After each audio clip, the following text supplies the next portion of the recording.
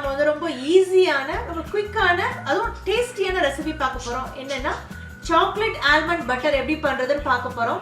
இந்த பட்டர் எப்படி நீங்கள் நியூட்ரலாவை எப்படி யூஸ் பண்ணுவீங்களோ அதே மாதிரி நீங்கள் யூஸ் பண்ணிக்கலாம். பிரெட்டுக்கோ இல்லைனா பேகலுக்கோ இல்லை சப்பாத்திக்கோ நான்கோ தடவை நீங்கள் குழந்தைங்களுக்கு கொடுக்கலாம். இல்லை டிப்பாக கூட நீங்கள் யூஸ் பண்ணிக்கலாம். வாங்க வீடியோக்குள்ளே போகலாம். சாக்லேட் ஆல்மண்ட் பட்டர் எப்படி பண்ணுறதுன்னு பார்க்கலாம்.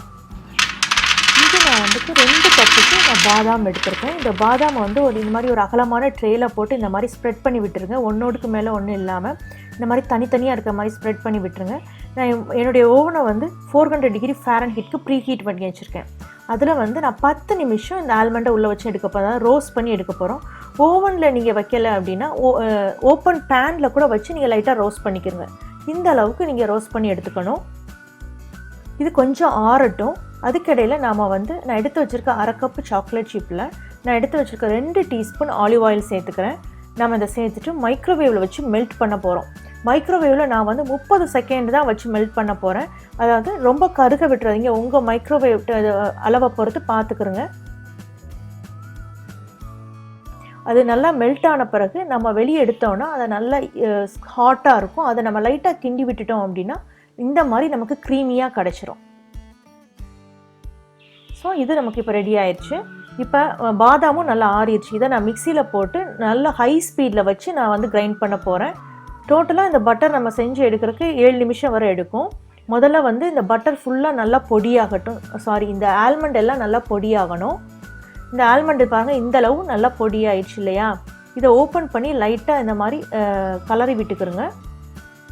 அதுக்கப்புறம் நான் எடுத்து வச்சுருக்க உப்பு 1/4 டீஸ்பூனுக்கு சேர்க்குறோம். உப்பு இப்படி சேர்த்தோன்னா நல்லா என்ஹான்ஸ் பண்ணி கொடுக்கும் நமக்கு அந்த டேஸ்ட்டை. அதுக்கப்புறம் கொக்கோ பவுடர் 2 டீஸ்பூனுக்கு சேர்த்துக்கிறேன். அதுக்கப்புறம் நம்ம மெல்ட் பண்ணி வச்சுருக்கோம் இல்லையா chocolate chip and olive oil சேர்த்து அதையும் நம்ம எல்லாம் சேர்த்துக்கலாம். சேர்த்துட்டு திருப்பியும் நீங்கள் மிக்சியை வந்து ஹை ஸ்பீடில் வச்சு இந்த மாதிரி ரன் பண்ணுங்கள். இப்போ நமக்கு ரெடி ஆயிடுச்சு. ஓப்பன் பண்ணி பார்க்கலாம். பாருங்கள் எவ்வளோ க்ரீமியாக இருக்குதுன்னு சொல்லிட்டு. இது அப்படியே ஆறணும். சுட சுட நம்ம பாட்டிலுக்கு மாற்றிடக்கூடாது. ஸோ இது கொஞ்சம் நல்லா ஆறணும். பாருங்கள் எவ்வளோ க்ரீமியாக இருக்குதுன்னு சொல்லிட்டு. நம்ம வீட்டிலே பண்ணுறோம். என்னென்ன பொருட்கள் சேர்த்துருக்கோம் நமக்கு தெரியும். ஸோ தைரியமாக நம்ம குழந்தைங்களுக்கு கொடுக்கலாம். நான் இந்த ஜாருக்கு தான் இப்போ நான் ட்ரான்ஸ்ஃபர் பண்ண போகிறேன். இந்த மாதிரி நல்லா சுத்தமான ஜாராக இருக்கணும். அதில் வந்து ஈரப்பதமோ தண்ணியோ எதுவுமே இருக்கக்கூடாது. நல்லா ட்ரையாக இருக்கணும். அப்போ தான் நாம் வந்து 1 மாதம் வரை அதை வச்சு சாப்பிட்லாம். ஸோ இப்போ நம்ம க்ரீமியாக ஆறுனதுக்கப்புறம் அந்த ஆல்மண்ட் பட்டரை நம்ம இதுக்கு ட்ரான்ஸ்ஃபர் பண்ணுறோம். பாருங்கள் எவ்வளோ க்ரீமியாக இருக்குதுன்னு சொல்லிட்டு. கட்டாயம் குழந்தைங்க விரும்பி சாப்பிடுவாங்க. இதை ட்ரை பண்ணி பாருங்கள். சாக்லேட் ஆல்மண்ட் பட்டர் இப்போ நமக்கு ரெடி ஆயிடுச்சு. இப்போ நமக்கு ரொம்ப டேஸ்டியான சாக்லேட் ஆல்மண்ட் பட்டர் ரெடி ஆயிடுச்சு. பார்த்துப்பீங்க எவ்வளோ சிம்பிளாக பண்ணிட்டோன்னு பார்த்துருப்பீங்க. இதை நீங்களும் ட்ரை பண்ணி பாருங்கள். பார்த்துட்டு உங்கள் கமெண்ட்ஸ் சமையல் வந்தில் போஸ்ட் பண்ணுங்கள். இந்த வீடியோ உங்களுக்கு பிடிச்சிருந்தா சமையல் வந்து சேனலை லைக் பண்ணுங்கள், ஷேர் பண்ணுங்கள்.